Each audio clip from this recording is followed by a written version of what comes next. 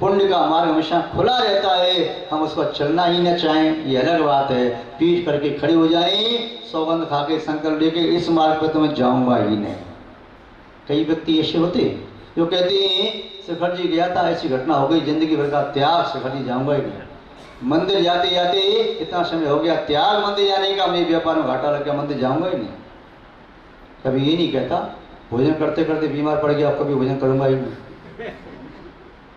कभी ये नहीं कहता कि विशेष सेवन करते करते मेरी पत्नी बीमार पड़ गई, अब विशेष सेवन करूँगा ही नहीं।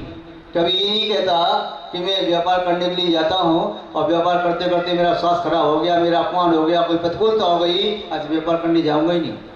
कभी ये नहीं कहता इस शरीर को प्राप्त करके मैंने नाना प्रकार के दुख प्राप्त किए हैं, और संकल्प लेता हूँ इस शरीर को प्राप्त करूँगा ही नहीं, शरीर नष्ट करके मैं अशरीरी विदेह मैं बन जाऊँगा, सिद्ध बन जाऊँगा। ऐसा संकल्प क्यों नहीं ले लेते? ये क्यों नहीं कहते कर्म को दृश्य मुझे दुख मिलता है, इस कर्म को बांधूंगा ही नहीं। व्यक्ति की सोच उल्टी होती है तो उल्टा उल्टा सोचता है। जो सम्यक सोच उसकी जागृत हो जाए तो उसके जीवन में न कोई दुख है न कोई सुख, वह है समय को पहचान सकता है। समय के रहते अपने समय को पहचानना ही चाहिए। महानुभाव, एक व्यक्ति ने चित्र बनाया, चित्र में एक मनुष्य जैसा दिखाई दे रहा था किंतु स्पष्ट नहीं। उसके लंबे लंबे बाल, यहाँ से पीछे तो गंजा था, यहाँ से बाल थे, इतनी लंबे बाल थे कि यहाँ से आगे पूरा चेहरा ढका हुआ था और उसकी नाभि से नीचे कमर तक उसके बाल लहरा रहे थे। सामने से व्यक्ति दौड़ता हुआ आया, वह चित्र में दिखाई दे रहा है, कुछ व्यक्ति खड़े हैं और वह चित्र में व्यक्ति दिखाई दिया, व्यक्ति पहचान नहीं पाए कौन है। जब वह दौड़ के आगे निकल गया, पीछे देखा तो लिखा था मैं समय हूँ, और लोगों ने पकड़ने की कोशिश की तब तो उसकी चांद चिकनी थी, फिसल गए, हाथ भाग गया। वह चित्र समय का चित्र है। समय जब आता है तो उसका चेहरा पहचानने में नहीं आता। पूरा समय आता है पहचान नहीं पाते, कब पुण्य का उदय कब पाप का उदय। जब समय निकल जाता है तो सिर पकड़ के फिर पश्चाताप करते हो, हाय रे मैंने ऐसा क्यों कर दिया, अपने समय का दुरुपयोग क्यों किया, मैंने ऐसा क्यों किया, ऐसा अच्छा क्यों नहीं कर लिया। तब आप भी सोचते हैं और फिर जब मुड़ करके देखते हैं तब तक समय बहुत दूर निकल गया होता, फिर पकड़ने में नहीं आता।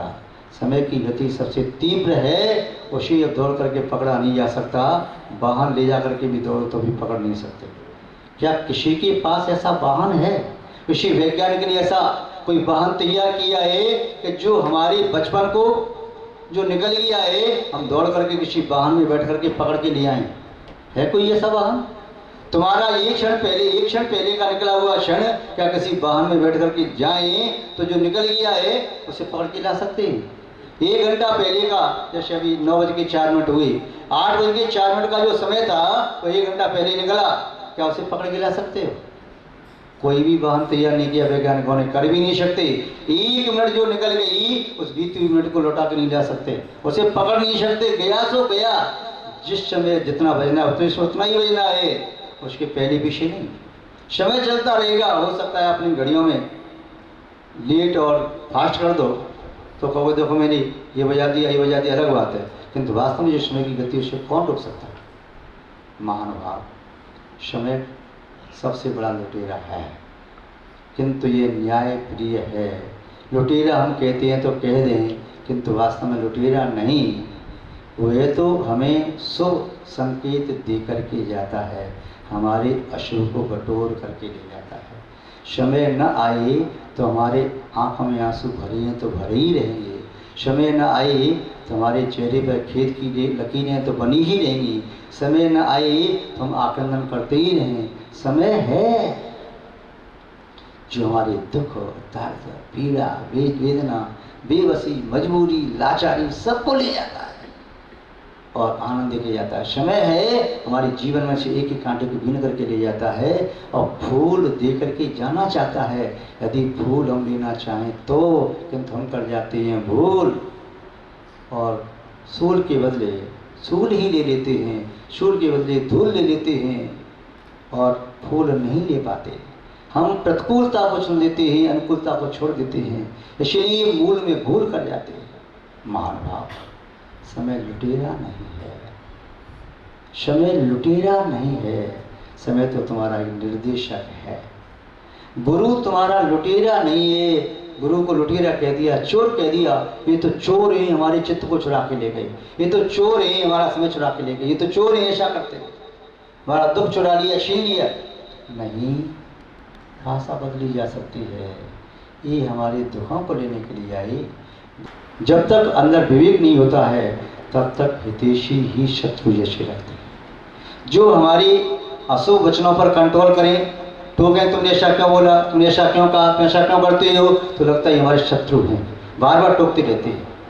किंतु जब विवेक जागृत होता है तब फिर अतीत की बातें याद आती हैं। वास्तव में समय यदि नियंत्रण नहीं किया होता तो हम जाने कहाँ समय की धार में बह गए होते।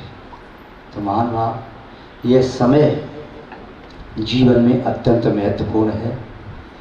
जन्म से लेकर के मृत्यु के बीच की दूरी को आप जीवन कहते हैं। इस दूरी का नाम ही समय है। समय कहो या जीवन कहो, इस समय का दुरुपयोग करना जीवन का दुरुपयोग करना है। आप किस किस प्रकार से समय का दुरुपयोग करते हैं आप स्वयं जानते हैं। एक व्यक्ति समय का दुरुपयोग कर रहा है भोगों में डूब करके, एक व्यक्ति समय का दुरुपयोग करता है बोतलों में डूब करके। कोई शुरा में मस्त है, कोई सुंदरी में, कोई ईश्वर संगीत में मस्त है, कोई किसी और में मस्त है। सभी मस्ती में हैं, समय का सदुपयोग करने की फुर्सत नहीं। एक कपल जो दोनों ही जॉब करते थे, बालक घर में अकेला रहता था, पढ़ने चला गया। उसी एक मेड आती थी उस बालक का पालन पोषण करने के लिए। वह पीछे बालक को रुलाती है, पीटती है, परेशान करती है, तंग करती है। बालक बेचारा अभी छोटा है, रोता है, चिल्लाता है। बड़ा हो गया तो स्कूल जाने लगा। शीशी कैमरा लगा दिए तो मालूम चला कि मेरे बेटे के साथ ये क्या क्या कर रही है। बाद में से दंड दिया गया, अलग बात है। ऐसे ही घर में नहीं, हजारों घरों में, लाखों घरों में होता है। वह बालक अपने माता पिता के प्यार से वंचित। वे शाम को आए, आकर के सो जाएं। बालक भी कभी सोता हुआ मिले, कभी जागता हुआ मिले। पिताजी से कहा, पिताजी आप एक दिन में कितना कमाते हैं? पिताजी ने कहा, लगभग 2000 रुपये। किंतु इससे क्या मतलब, तेरे लिए कुछ भी चाहिए तो ले, पैसे ले ले। नहीं पिताजी, मैं पूछ रहा था, माना कि आप एक दिन में 2000 रुपये कमाते, तो 2000 रुपये 24 घंटे में, नहीं 10 घंटे में, 10 घंटे में 2000 कमाते हैं, 1 घंटे में 200 रुपये। आपका समय बहुत कीमती है पापा, किंतु मैं आपका समय चाहता हूँ। दौड़ के जाता है, गुल्लक को तोड़ा, उसने 200 रुपये उसकी रेजगारी थी, किन करके काउंट करके लेके आया। पापा ये 200 रुपये आप ले लो, 1 घंटा मुझे दे दिया। आज बालक अपने माता पिता के प्यार के लिए तरस रहे हैं। क्यों जन्म दे दिया उन बच्चों को? जब बच्चों को संस्कार और समय देने के लिए तुम्हारे पास समय नहीं है, समय नहीं है, अंदर में प्रेम नहीं है, संबंध तभी चलते हैं जब उन्हें जल सिंचन की तरह से समय दिया जाता है। वृक्ष सूख जाते हैं, वृक्षों को समय पर जल सिंचन ना हो तो सूख जाएंगे, संबंध भी सूख जाते, मुरझा जाते हैं। उन बच्चों को समय देना बहुत जरूरी है महान भाव। किंतु समय कहाँ चला गया, समय कहाँ जा रहा है? क्यों नहीं है समय अपने पास? क्या पूर्व में पूर्वज थे जिनके पास समय था? एक चौपाल में बैठ जाते थे, बाखर में बैठ जाते थे, 10-5-20 व्यक्ति बैठ के चर्चा कर रही हैं, अपने सुख दुख की बातें कर रही हैं। पहले हमारे घर में हमारे हिस्सेदार, हमारे पड़ोसी भी हुआ करते थे, सुख दुख में शामिल हुआ करते थे। आज मैं देखता हूँ हमारे घर में ही अनेक पड़ोसी बैठ गए हैं, घर में ही अनेक पड़ोसी। बेटा अलग मोबाइल पे खेल रहा है, बिटिया अलग खेल रही है, पत्नी अलग है, पति अलग चला रहा है, पिताजी अलग, माँ अलग, सबके हाथ में मोबाइल है, सबके अलग अलग सीमाएं, किसी के पास किसी से बोलने का समय ही नहीं। पहले हमारे पड़ोसी भी हमारे सुख दुख में शरीक हुआ करते थे, आज तो हमारे घर में ही अनेक पड़ोसी हो गए। महान भाव, इस मोबाइल ने न केवल बच्चों का बचपन छीना है, इस मोबाइल ने न केवल युवाओं की जवानी छीनी है, इस मोबाइल ने न केवल धर्म और संस्कृति को छीना है, इस मोबाइल ने न केवल लोक मर्यादा और हमारी आमनाओं को छीना है, इस मोबाइल ने न केवल वृद्धों के परमात्मा के भजन को छीना है। इस मोबाइल ने न केवल पति पत्नी के प्रेम को छीना है, न केवल माँ बेटे के वात्सल्य को छीना है। ऐसा लगता है इस मोबाइल ने ट्राई करके हमारे जीवन का संपूर्ण सुख और आनंद का जो भी कारण था वह सब छीन लिया, हमें एकाकी ला करके खड़ा कर दिया। पहले कभी पत्र आया करते थे, वो कागजी दौर था, दौर कागजी था, पर देर तक खतों में जज्बात महफूज रहते थे। कागजी दौर था तब देर तक खतों में जज्बात महफूज रहते थे। मशीनी दौर में यादें उंगली से डिलीट कर दी जाती है। पहले कोई पत्र आया, किसी की शादी का पत्र, कार्ड, मृत्यु का समाचार, गृह प्रवेश का समाचार और भी कोई समाचार आए, वह घर में तार टंगा रहता था। जो भी पत्र टांग देते थे, वर्षों बाद भी चिट्ठी पढ़ते थे तो आंखें गीली हो जाती थीं। ऐसा लगता था वह प्रेम सामने आकर के खड़ा हो गया, ऐसा लगता था वह व्यक्ति सामने आ गया।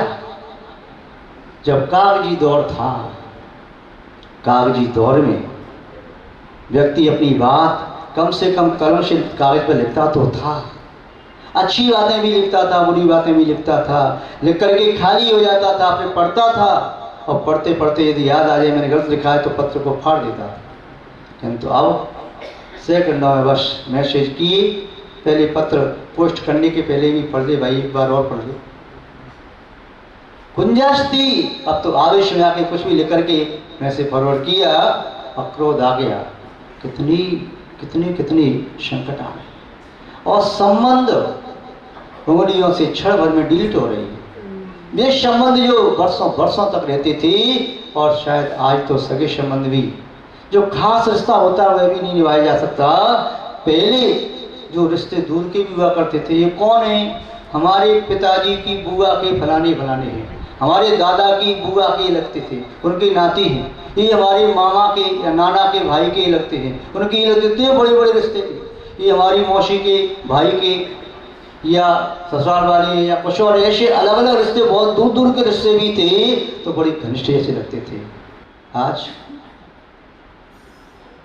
रिश्ते की बात तो छोड़ो, पति को पत्नी से बात करने की फुर्सत नहीं, पति को पत्नी से बात करने की फुर्सत नहीं। और फुर्सत तो ठीक है, मन में बात करने की इच्छा भी नहीं। पत्नी के पास भी बात करने के लिए और हैं, पति के पास भी बात करने के लिए और हैं, बच्चों के पास भी बात करने के लिए और हैं। फिर कहते हैं घर वालों आपस में प्रेम क्यों नहीं, बच्चे हमारे क्यों नहीं?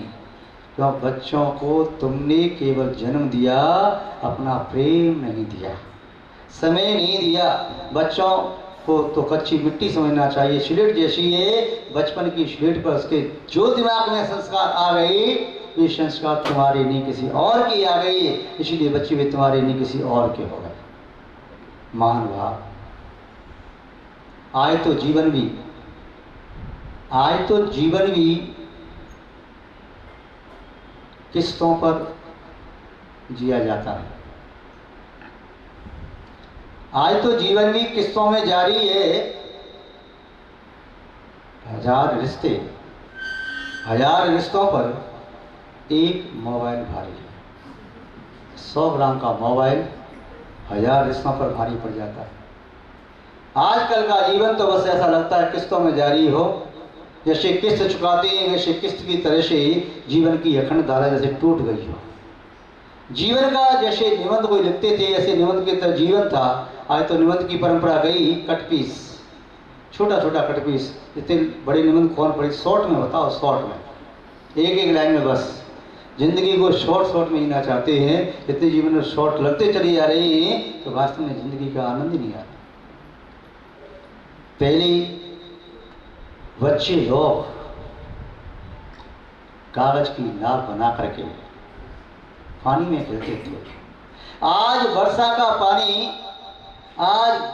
का पानी मन महसूस के गलियों में घूमता जा रहा है, क्योंकि आज बच्चे कागज की नाव बना करके उसमें तैराने वाले नहीं, उनके हाथ में मोबाइल आ गया। जो बच्चे कागज की नाव बना करके खेलते थे, दौड़ते थे, उनकी कसरत भी होती थी।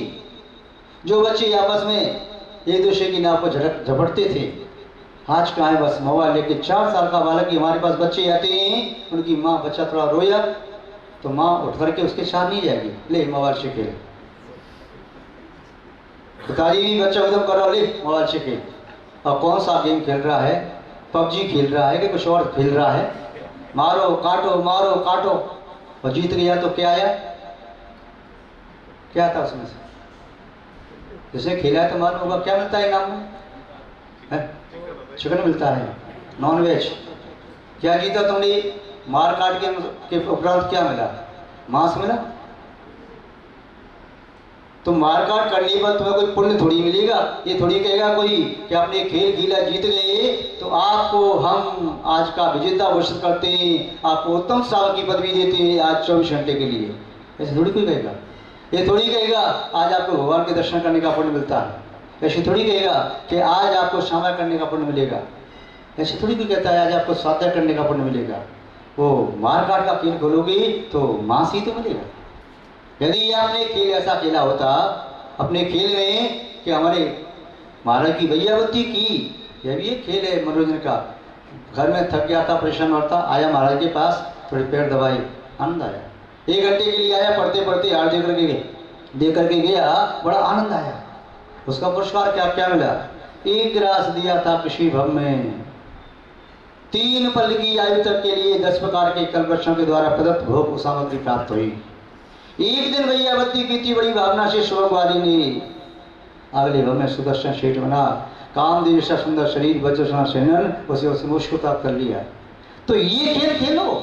एक दिन अभिषेक करने के लिए, पूजा करने के लिए आया, वह धन कर पर्ण कर अमरशन वैसर बने। एक दिन धनदत्त वाली ने भगवान के सामने कमल का फूल चढ़ा दिया।